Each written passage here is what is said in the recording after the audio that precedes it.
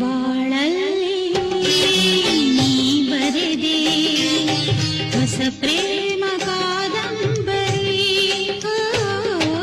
ಧರೆಗಿಂದು ಬಂದಂಥ ಸೌಂದರ್ಯ ಸುರ ಸುಂದರಿ. ಶ್ರುತಿ ಸೇರಿದೆ ಬಾಳು ಹಿತವಾಗಿದೆ. ಸುರಲೋಕದ ಸುಖ ನಮದಾಗಿದೆ. ಮನ ಆಡಿದೆ ಎದೆ ಕೋಗಿಲೆ ಇದೋ ಹಾಡಿದೆ. ಮನಸ್ಸು ಮನಸ್ಸು ಬೆರೆಯೇ ಬಾಳೆ ಸೊಗಸು.